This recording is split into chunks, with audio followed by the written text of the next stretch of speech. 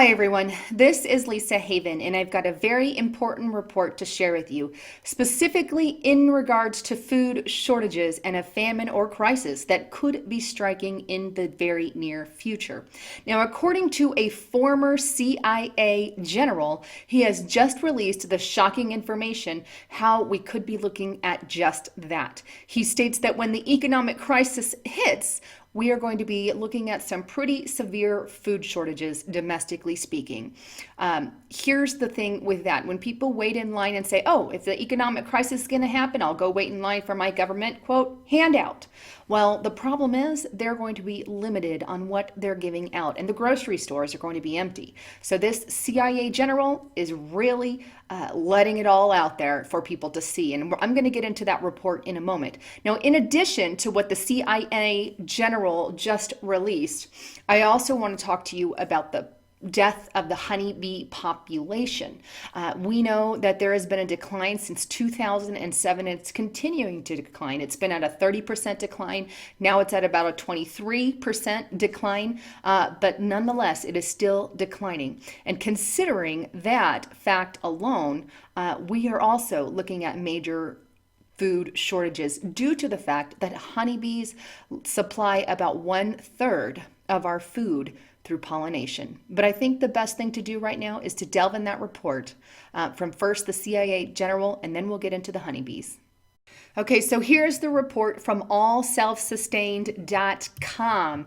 And I highly encourage you to come over to this report and read it in its entirety because it's got lots of great information.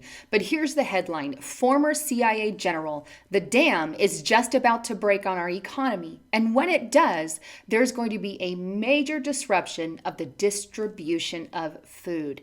He is telling us in advance, look, don't wait until all things hit the fan. Get your food storage basically ready in advance, because don't rely on the government, because it's not going to be what you think it is. Here it is. Lieutenant General William Brookin told True News Radio Tuesday, just this past Tuesday, that the U.S. economy of the United States is just about to break and collapse. And when the dam gives way, severe food shortages and pervasive violence throughout America will warrant, in his opinion, and these are bold words, an executive declaration of martial law. You can rest assured and know that the government will initiate martial law on some level. They may not call it martial law, but they will initiate it on some level in the event that there is food shortages and riots in America.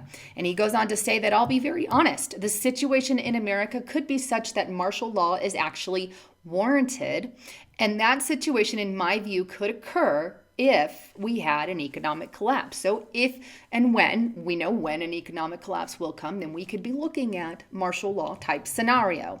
The dam is just about to break on our economy, and I think when it does, there's going to be major disruption of the distribution of food.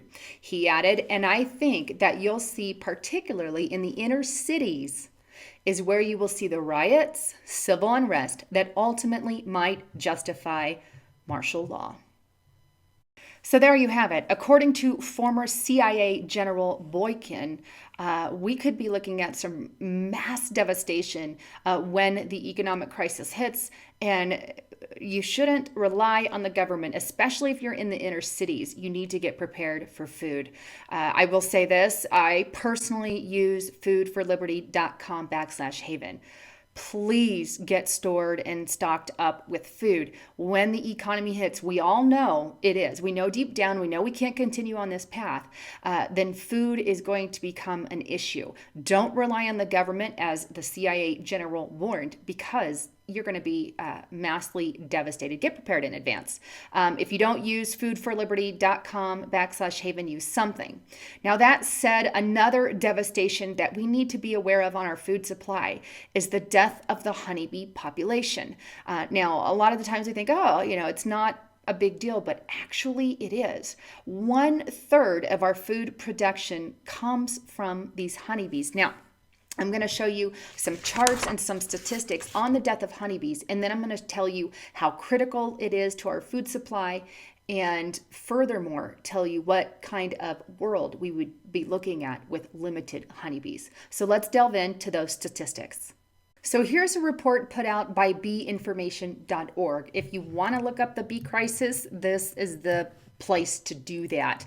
But here is colony loss 2014 to 2015, their preliminary results. And I just want to show you some of the charts here. All right, here is the chart. Total U.S. managed honeybee colony loss estimate. This is our acceptable level. There is an acceptable level of honeybee loss.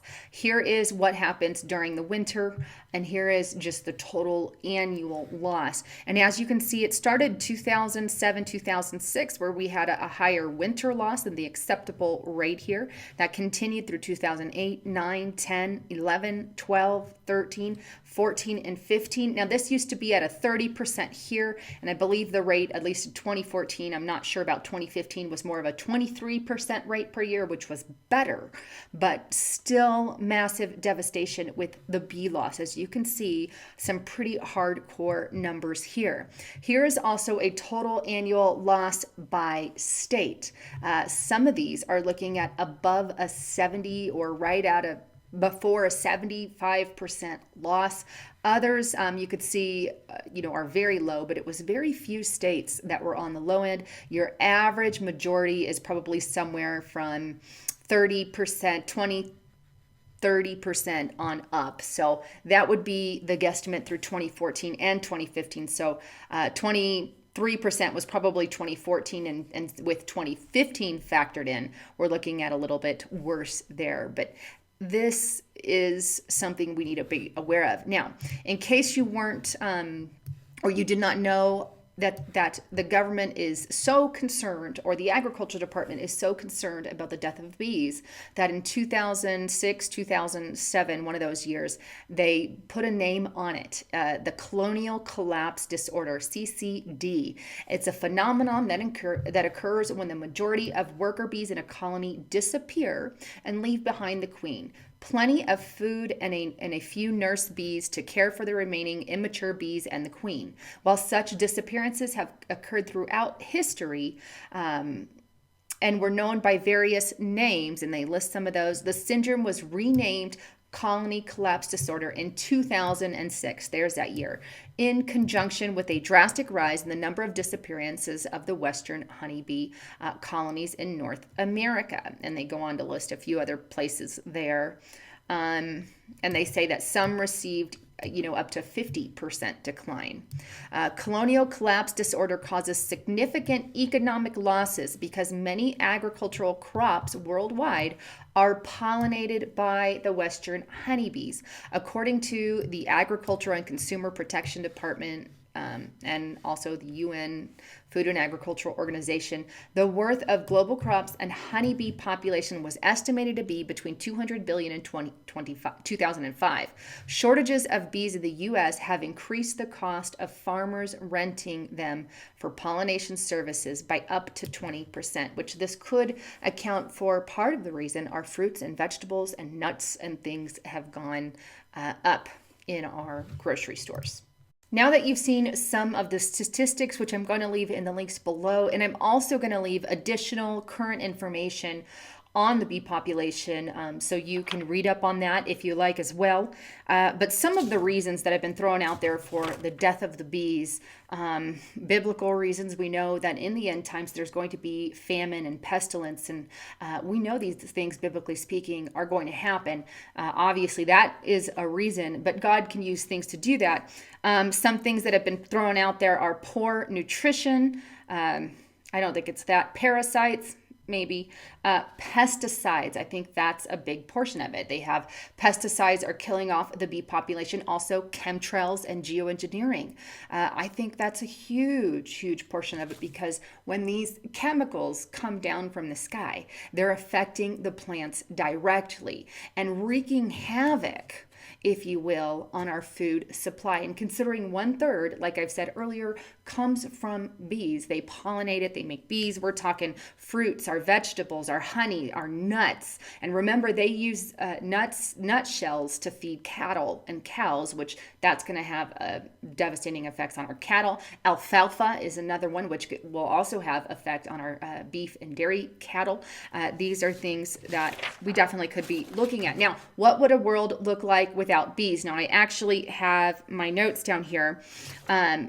And I'm going to reference these, but harvests will fail because they're not being pollinated. A majority of our fruits, our vegetables would go away.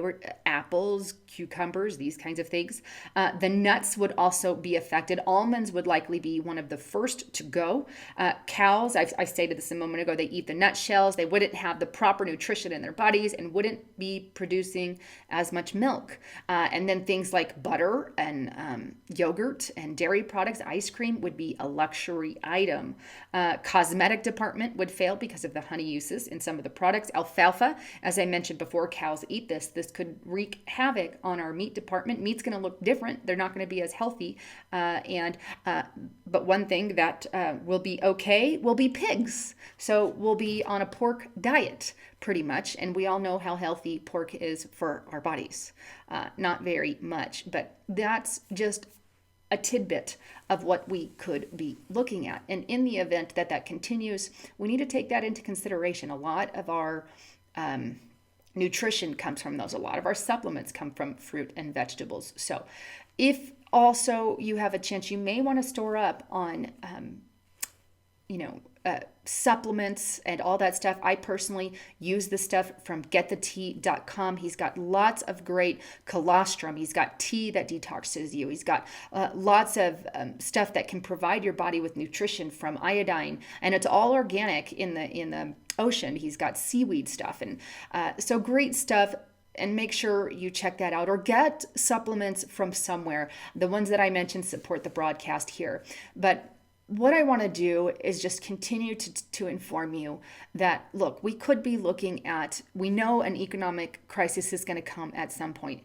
When that hits, don't rely on the government for the food. As the former CIA General Boykin stated, that's not something that we need to be aware of. In addition to the bee crisis, we're going to be not looking good as a country, and the crisis doesn't seem to be getting better. While it gets a little better, there's no promise that it's going to clear up anytime soon. So make sure you're supplied with good, healthy, nutritious supplements and food, and be prepared for anything, because I do think that we are headed in a scary direction, and nobody knows, the day or the hour that's going to hit. As the Bible says, nobody knows the day or the hour of his coming. Well, we don't know the day and the hour that the economy is going to collapse. We don't know when that is going to happen. So get prepared. Get prepared yesterday.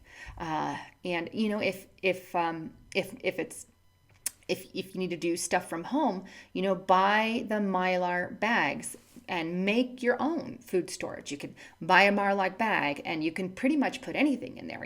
Spaghetti, you can put your supplements in it. You can put rice, you can put beans, you can put any non-liquidy, I guess, for the most part. And you can put it in there with oxygen suckers. You can Google those and zip it up with a hot iron, I guess, a hot iron or an iron, something hot that can seal the bag. And then you're good to go, for at least 20 years. Some go as long as 30.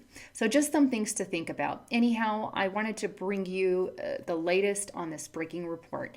I think it's imperative to know and be ready, especially when we look at what happened with back in the early 1930s, 1920s, and with the Great Depression. So anyhow, I don't know that that's what we'll get into again, but either way, it's better to be prepared for something than to be prepared for nothing. Thanks again for tuning in.